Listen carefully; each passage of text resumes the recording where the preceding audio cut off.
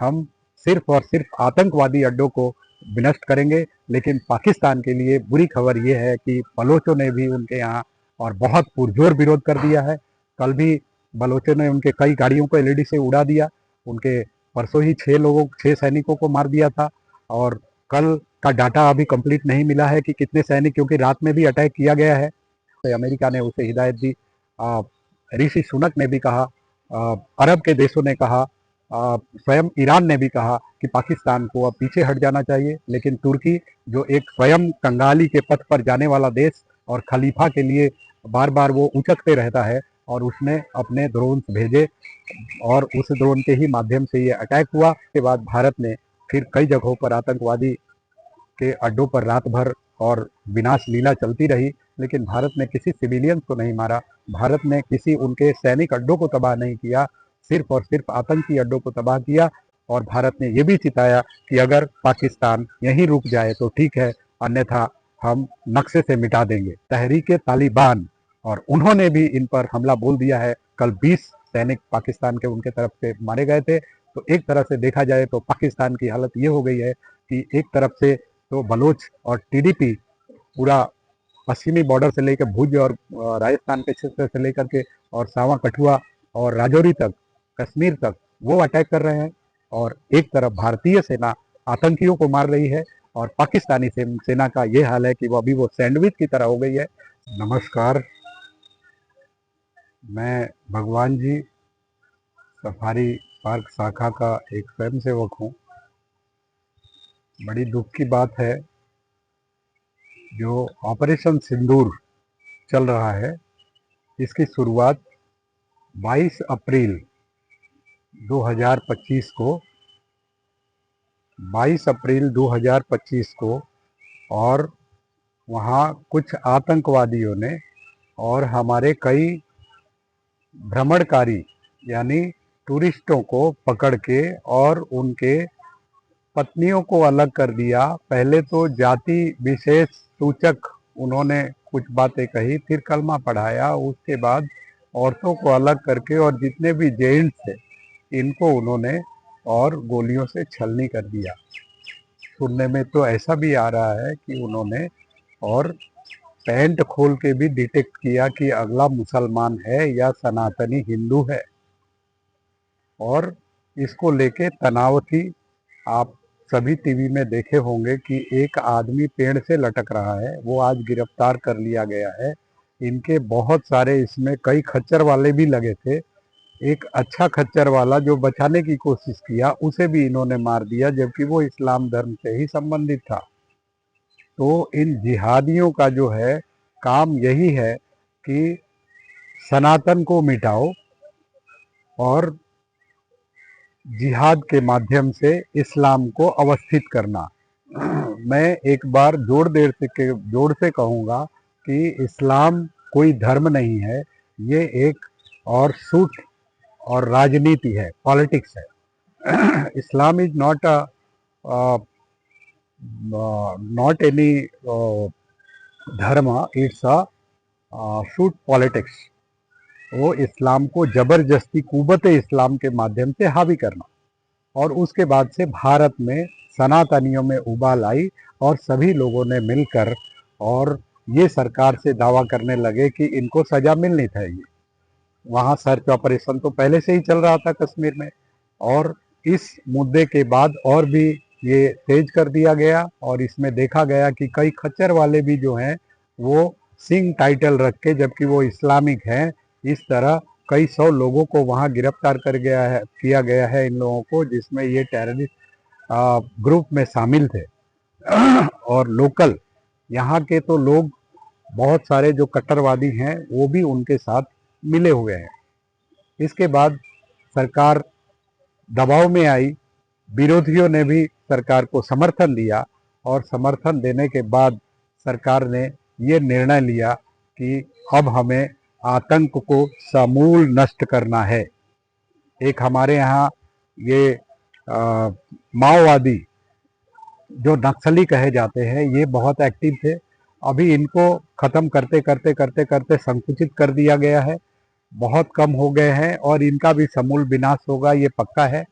और ये जो आतंकवादी हैं, जो बार बार आके और भारत को 1947 से ही परेशान करते जा रहे हैं, इनका भी समूल नष्ट करने का एकदम बीड़ा भारतीय सेना और भारतीय सरकार ने ले लिया है। हमारे जो माननीय प्रधानमंत्री जी हैं, उन्होंने और कहा था कि 22 के बाद कि इन लोगों को ऐसी सजा मिलेगी कि इनकी कल्पना से परे होगी, और उसका नतीजा ये हुआ कि इन्होंने beyond Pakistan, beyond border cross करके, और इन्होंने इस समूल नाश करने के लिए जितने भी इनके टेररिस्ट अड्डे थे पीओके में और आसपास बॉर्डर के एरियाज में, उनको ध्वस्त कर दिया।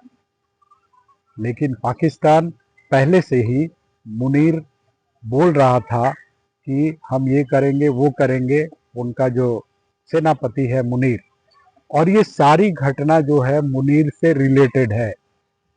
इस पर यदि हम कड़ियों को मिलाएं तो देखेंगे कि मुनीर को के बोलने के बाद महाराष्ट्र में ये घटना हुई, फिर बंगाल में मुर्शिदाबाद में घटना हुई, कई छिटपुट घटनाओं के बाद फिर ये 22 तारीख वाली घटना हुई। हमारे बेटियों का, माताओं का, बहनों का सिंदूर उजाड़ दिया गया। इसलिए इस ऑपरेशन का नाम भी ऑपरेशन सिंदूर रखा गया है। और इस ऑपरेशन सिंदूर के माध्यम से जब पहले दिन और भारत ने इनके आतंकवादी अड्डों को ध्वस्त किया, कम से कम 9 क्षेत्र में 24 आतंकवादी अड्डों को एकदम विनष्ट कर दिया। हमारी सेना ने बड़ी बहादुरी के साथ उन्होंने ये काम किया, जबकि हमारे तरफ एक भी कैजुअल्टी नहीं हुई, और हमने बैठे बैठे सिर्फ अपने टेक्नोलॉजी के माध्यम से इनको ध्वस्त कर दिया। इसके बाद पाकिस्तान जो है, पहले तो विश्व मंच पर रोया, तो फिर उससे कोई फायदा नहीं हुआ, फिर कटोरा लेके भीख मांगना शुरू किया, फायदा नहीं हुआ, तो उसने नए प्रोपोगंडा के हिसाब से और उसने एक तरीका ढूंढ निकाला कि हमारे लोगों को, अच्छा एक मजेदार बात यह है कि जितने भी टेररिस्ट मारे गए थे, करीब करीब 100 से अधिक टेररिस्ट मारे गए, और यदि उन टेररिस्टों को देखेंगे कि जब उनको कब्र में ले जा रहे हैं दफनाने के लिए, उस समय कॉफिन के ऊपर उनका पाकिस्तान का झंडा लपेट दिया गया है। यानी वो टेररिस्टों को उन्होंने पूरा राजकीय सम्मान दिया, मतलब टेररिस्ट ही वहाँ के सेना है और सेना ही टेररिस्ट है। इसमें कोई द्विधा नहीं होनी चाहिए। ये हमारी अपनी मत है कि सेना और टेररिस्ट में पाकिस्तान में कोई अंतर नहीं है। उसके बाद पाकिस्तान ने जो है, और वो अभी से 72 घंटे पहले, और उसने रात को जब हमारे यहाँ ब्लैकआउट की परेड होनी थी, ब्लैकआउट की प्रैक्टिस होनी थी कि किस तरीके से ब्लैकआउट में छुपा जाए, और उसी प्रक्रिया में 8:10 के बाद उसके ड्रोन आने शुरू हुए, और हमारे बॉर्डर इलाके के हर शहर, एकदम भुज से लेकर के गुजरात से लेकर के राजस्थान, पंजाब और फिर जम्मू कश्मीर तक, इसमें कम से कम उसने 36 अड्डों पर और इस तरीके से और लगातार ड्रोन का और ड्रोन बरसाए। लेकिन ईश्वर की कृपा कहिए या हमारे इस मौजूद सरकार की इंटेलिजेंसी कहिए, इन्होंने पहले से S-400 लगा रखा था, जिसके माध्यम से और इन सारे ड्रोनों को नेस्त नाबूद कर दिया। इसके बाद भारत ने फिर कई जगहों पर आतंकवादी के अड्डों पर रात भर और विनाश लीला चलती रही, लेकिन भारत ने किसी सिविलियंस को नहीं मारा, भारत ने किसी उनके सैनिक अड्डों को तबाह नहीं किया, सिर्फ और सिर्फ आतंकी अड्डों को तबाह किया। और भारत ने ये भी चिताया कि अगर पाकिस्तान यहीं रुक जाए तो ठीक है, अन्यथा हम नक्शे से मिटा देंगे।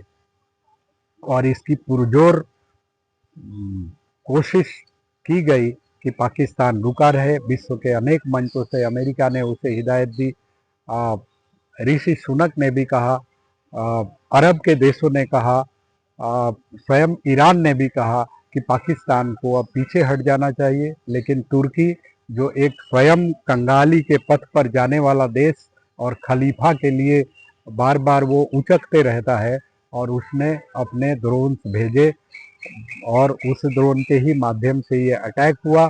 फिर कल की जो घटना है, तृतीय दिन, तीसरे दिन भी पाकिस्तान ने, और 8:30 से उसने जो ड्रोन और चारों तरफ 36 जगहों पर मारना शुरू किया।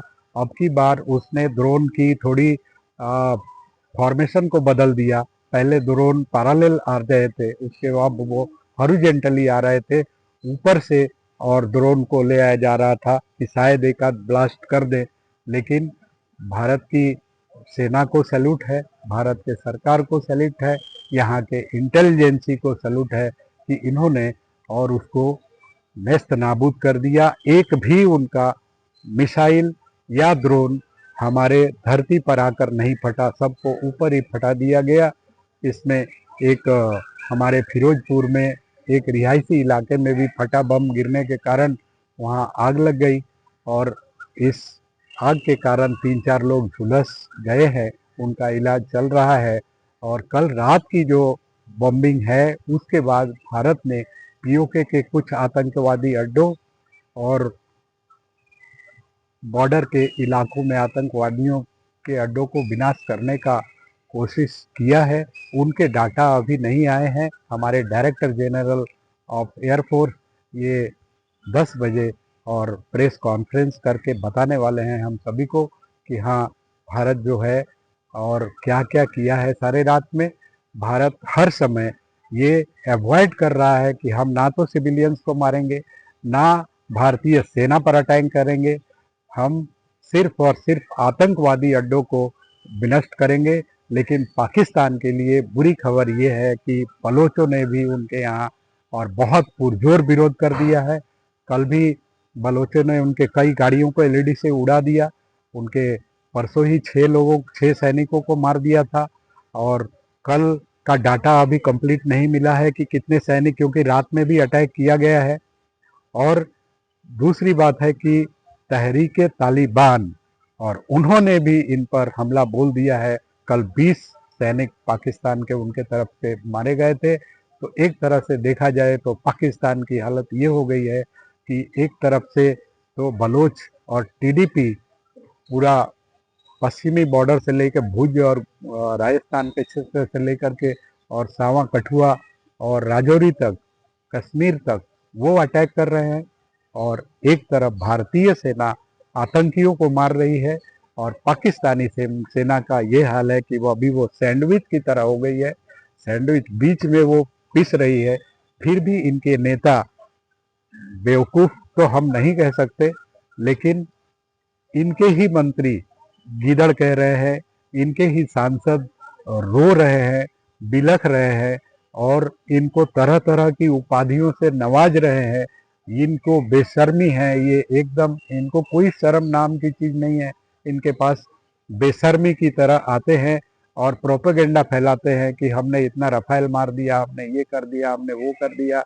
और कल रात हो सकता है कि ये अपने ही एयरपोर्ट को स्वयं विध्वंस कर दें, और वो विश्व के पटल पर जाकर रोएंगे कि भारत ने हमारा ये कर दिया, वो कर दिया।